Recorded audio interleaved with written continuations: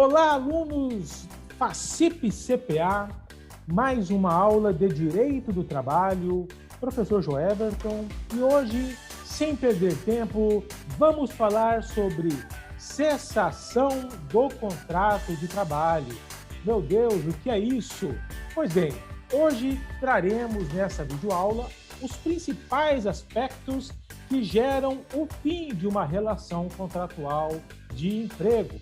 E aí, sem perder tempo, trazemos o conceito de cessação do contrato de trabalho. Pois bem, a CLT adota a palavra rescisão. Olha, muito mais bonita do que cessação.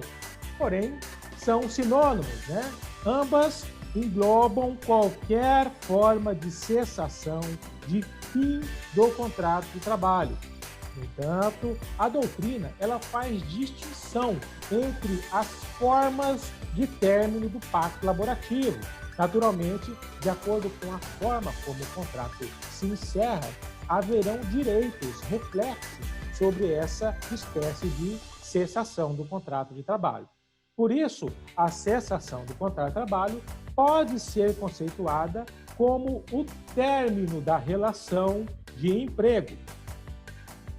Como resilição, nós temos o seguinte aspecto. Ocorre a resilição do contrato quando uma ou ambas as partes, imotivadamente, rompem o pacto de trabalho. Essa resilição, ela pode ocorrer de forma unilateral ou bilateral. A resilição unilateral, ela acontece quando há apenas a vontade de uma das partes em pôr fim a essa relação de emprego, seja motivada por uma iniciativa do empregado, como também motivada por uma iniciativa do empregador, né? E essa dispensa, essa resilição, ela pode ocorrer tanto por iniciativa do empregador, no caso de dispensa sem justa causa, como motivada pelo próprio empregado, é o pedido de demissão. Temos ainda a possibilidade de resilição bilateral, ou seja, quando há um acordo bilateral entre empregador e empregado para pôr fim a essa relação. E nós veremos logo adiante que essa possibilidade foi trazida à nossa CLT, principalmente após a reforma trabalhista de 2017. Pois bem, a resolução, ela se dá quando o fim do contrato ocorre por algum fato, algum ato faltoso, praticado por qualquer uma das partes dessa relação, ou seja, tanto pelo empregado como pelo empregador. A resolução do contrato de trabalho, ela pode ocorrer por causa do empregado ou do empregador, reiterando o que eu já havia dito.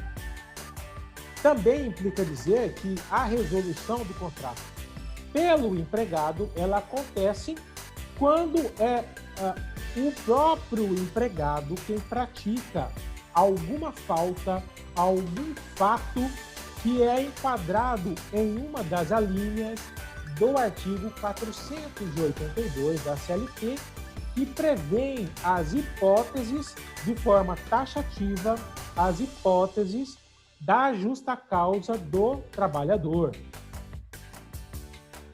Temos também a justa causa do empregador. Nesse caso, naturalmente, implica dizer que sempre que o empregador der causa à rescisão, cometer alguma falta que se enquadre nos incisos e alíneas consignadas no artigo 483 da CLT, será aplicada a justa causa por causa do empregador. É redundante, mas é isso mesmo. Temos, além dessas duas hipóteses, a possibilidade de uma dispensa arbitrária. Naturalmente, é aquela que não há uma causa justificada, mas ela é uma forma de represália, uma forma do empregador aplicar uma pena disciplinar, econômica, financeira ou técnica. E, naturalmente, como a própria denominação diz, essa é uma forma de dispensa reconhecidamente como ilegal, por isso o próprio termo dispensa arbitrária. Via de regra, quando numa eventual ação trabalhista o reclamante consegue comprovar que essa dispensa foi arbitrária, via de regra, ele tem garantido o direito à reintegração ou mesmo a uma indenização equivalente. Temos ainda a dispensa sem justa causa, é a mais comum, fruto do poder diretivo do empregador, fruto do princípio potestativo pelo qual o contratante ou empregador pode, de acordo com a melhor condução do seu negócio, admitir ou demitir, garantidos todos os direitos inerentes a esse contrato de trabalho. Temos também a dispensa obstativa. É um termo pouco usual, pouco se ouve, porém ela acontece sempre que um trabalhador estiver próximo a adquirir algum direito e para que ele não consiga auferir esse benefício, o empregador gera ou faz a rescisão contratual. É o que se diz do trabalhador que está próximo à aposentadoria, por exemplo, ou próximo a adquirir uma estabilidade, é o exemplo que, inclusive, está aí consignado no nosso slide. Existem situações onde o trabalhador está a menos de 2 anos para garantir uma aposentadoria pela contagem de tempo de serviço. Há situações em que o judiciário reconhece que nessa situação, quando o trabalhador está a poucos meses de aposentar ou de alcançar, auferir um direito à estabilidade e o empregador faz a rescisão, ele tem também garantido o direito à reintegração. E a denominação dessa espécie é dispensa obstativa, ou seja, para obstar o alcance de algum benefício por esse trabalhador. Temos também a dispensa retaliativa, ou seja, o exemplo mais claro dessa espécie é quando o empregado fica ou adere a um processo de greve e por conta dele não haver trabalhado durante o período de greve, a empresa o demite como forma de retaliação. Reconhecidamente, quando em uma eventual ação esse trabalhador consegue comprovar essa dispensa retaliativa, naturalmente tem também garantido todos os direitos, como a reintegração ou mesmo uma indenização equivalente. Temos também a hipótese, e aí prevista no artigo 484 da CLT, de fim do contrato por culpa recíproca, ou seja, quando tanto o empregador como o empregado, por algum fato ocasionado no decorrer da relação empregatícia, contribuíram, colaboraram para o fim dessa relação. E aí o artigo 484 vai dizer que, havendo culpa recíproca, no ato que determinou a rescisão do contrato de trabalho, o Tribunal de Trabalho reduzirá a indenização a que seria devida em caso de culpa exclusiva do empregador por metade. E aí, como no início da nossa aula eu mencionei, a reforma trabalhista, ela acrescentou à CLT o artigo 484-A, na qual passou a prever a modalidade de extinção do contrato de trabalho por mútuo acordo. E aí o artigo 484 vai dizer: o contrato de trabalho poderá ser extinto por acordo entre empregado e empregador, caso em que serão devidas as seguintes verbas trabalhistas: por metade, o aviso prévio, o saldo do Fundo de Garantia de Serviço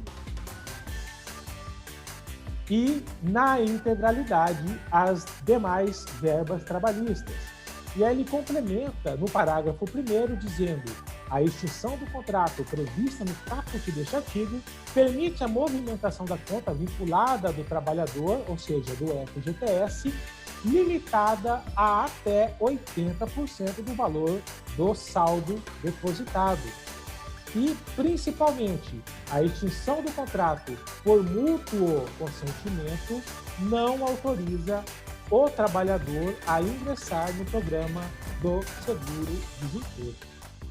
Existem ainda outras hipóteses de fim do contrato, que nós trazemos aqui sucintamente. É o caso de força maior, previsto no artigo 501 da CLT, que diz: entende-se como força maior todo acontecimento inevitável em relação à vontade do empregador e para a realização do qual este não concorreu direta ou indiretamente.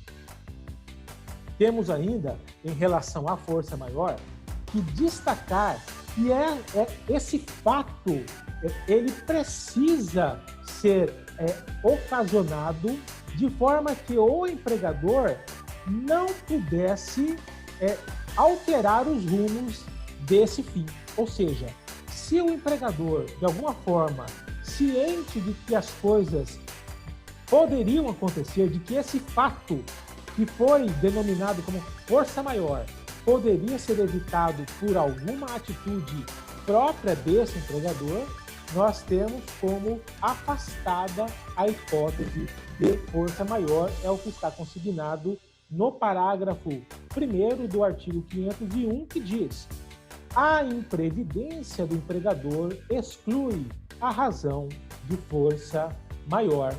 E aí o caput do 501 vai esclarecer melhor o conceito de força maior, dizendo: entende-se como força maior todo acontecimento inevitável. Temos ainda o artigo 502, que diz que, ocorrendo motivo de força maior que determine a extinção da empresa ou de um dos estabelecimentos em que trabalha o empregado, é assegurada a este, quando despedido, uma indenização da seguinte forma: se for estável nos termos do artigo 477 e 478 da CLT, não tendo direito à estabilidade metade do que seria devida em caso de rescisão sem justa causa, e havendo contrato por tempo determinado, aquela a que se refere o artigo 479, ou seja, a indenização proporcional, reduzida igualmente à metade.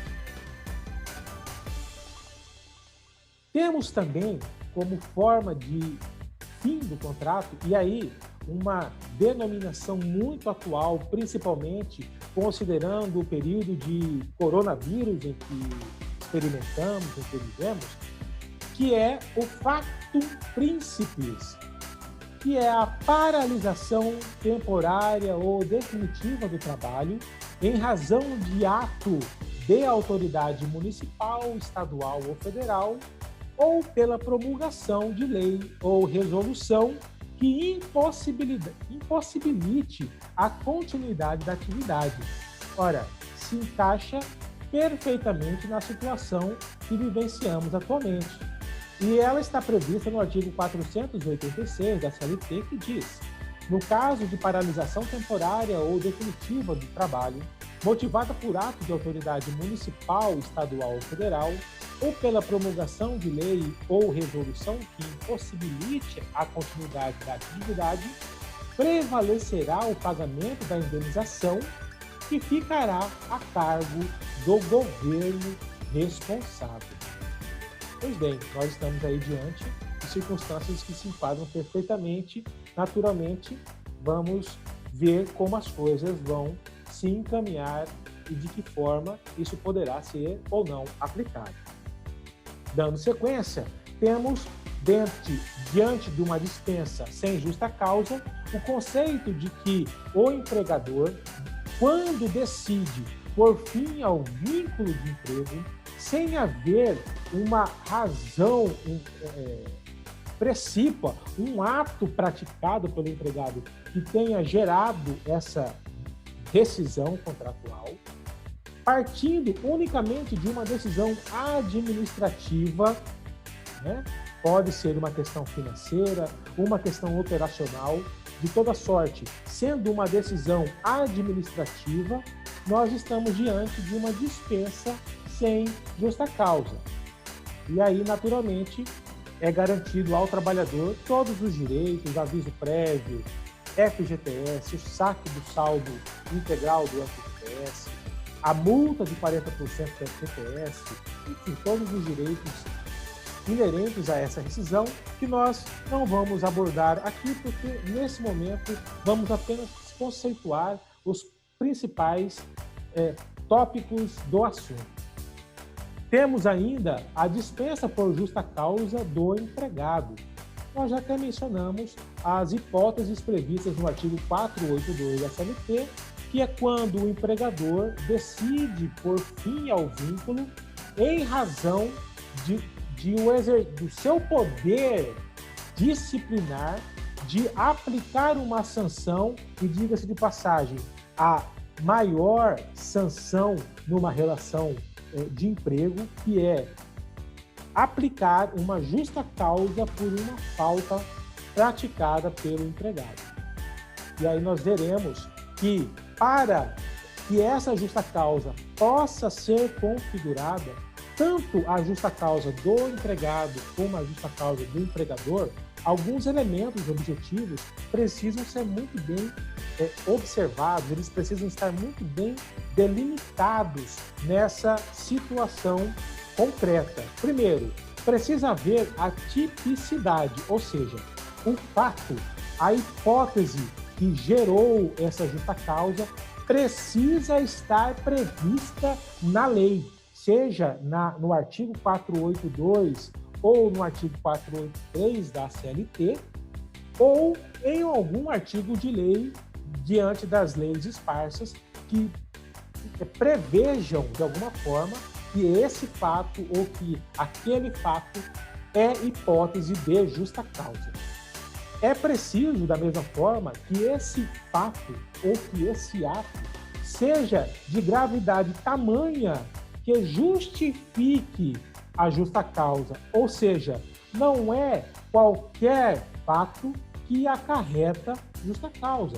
E aí a doutrina, a jurisprudência vai dizer que para algumas faltas de menor potencial, as alternativas que o empregador tem é a aplicação de advertências, de suspensão, o que gera o desconto nos dias de trabalho, inclusive no descanso semanal remunerado, de forma que a justa causa deve ser aplicada apenas quando, de fato, a gravidade for tamanha que justifique a aplicação dessa pena. Precisa, naturalmente, haver nexo de causalidade entre o fato praticado pelo trabalhador e a justa causa. Ou seja, se aquele fato existe dúvida sobre quem foi o seu autor, naturalmente afasta a aplicação da justa causa. É preciso que essa pena seja proporcional, ou seja, não é qualquer atitude que pode acarretar a pior, a mais pesada das penas numa relação contratual. E existe entendimento jurisprudencial, doutrinário, que a justa causa, quando registrada, anotada em uma CTPS, precisa ser baseada em um fato de gravidade tamanha que justifique essa dispensa por justa causa, sob pena de representar uma dura penalidade ao trabalhador, que vai, no entendimento, no jargão social, seria uma pena exagerada. Né? Então é preciso sempre se observar se de fato aquele ato é proporcionalmente suficiente a acarretar a justa causa. E é preciso, por fim, como último dos elementos objetivos, que seja aplicada uma pena de justa causa de forma imediata, ou seja, não pode-se deixar passar muito tempo entre o fato e a demissão por justa causa. Naturalmente, não significa que essa demissão por justa causa deva se dar sem que haja a devida apuração dos fatos. Porém, essa apuração precisa observar a abertura de procedimentos, a documentação, para que, de fato, se demonstre que, se porventura tenha levado alguns dias ou mesmo algumas semanas entre o fato e a demissão por justa causa, isso seja amparado no fato de que, durante esse período, estava se apurando a falta grave para que, após as devidas conclusões, pudesse ser aplicada a respectiva pena de justa causa. E aí, por fim, é preciso relembrar que um fato que já foi penalizado com uma advertência, com uma suspensão, o mesmo fato não pode ser objeto de dupla penalidade. Não significa dizer que, se o trabalhador já tenha sido advertido por um determinado ato faltoso, no fato dele voltar a praticar o mesmo fato, isso não possa acarretar a justa causa. A questão é que é preciso que tenha havido um fato reiterado para justificar uma justa causa. Mas o mesmo fato, já penalizado com uma advertência ou com uma suspensão, não pode subsidiar o mesmo fato uma segunda penalidade. E aí, na despedida indireta, nós temos algumas circunstâncias que são importantes destacar. Primeiro, é a modalidade de terminação do contrato por deliberação do empregado, mas decorrente de justa causa praticada pelo empregador.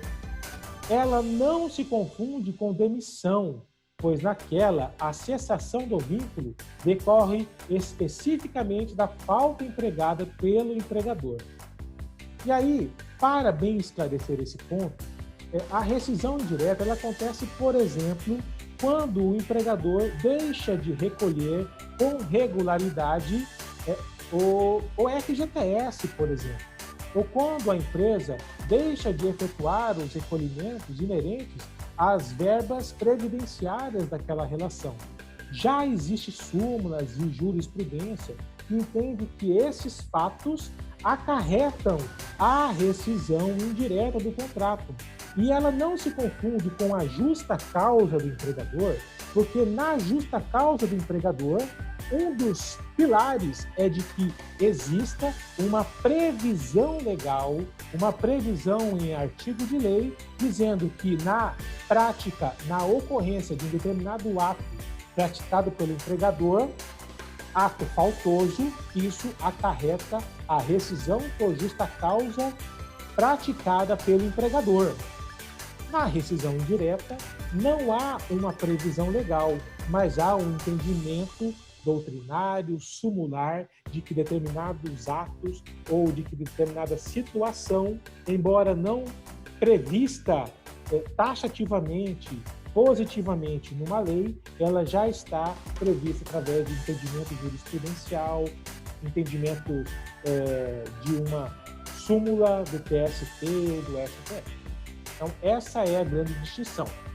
E aí ela recebe também a denominação de dispensa indireta ou rescisão indireta, e na despedida indireta, o empregado deve comunicar a sua deliberação, a sua intenção de pôr fim ao pacto laboral diretamente ao seu empregador, sob pena de restar caracterizada o abandono de emprego. Normalmente, inclusive o destaque do nosso slide, é que normalmente essa rescisão indireta, despedida indireta, ela é fruto de um reconhecimento judicial. A justa causa do empregador, como nós já mencionamos, ela está ali prevista, então, no artigo 483 e é reconhecidamente como falta grave do empregador. E assim, finalizamos os tópicos principais de forma muito superficial e célere, apenas para permitir que vocês agora, com essas informações e baseado no texto base, no slide que nós também disponibilizamos no portal da FACIP, possam aprofundar o estudo e ter condições de fixar todo o conteúdo e responder à atividade avaliativa que já está disposta em nosso portal. Aguardo vocês em nossa aula online, aonde poderemos tirar dúvidas, discorrer sobre alguns pontos específicos e bater um papo didático e objetivo. Até lá!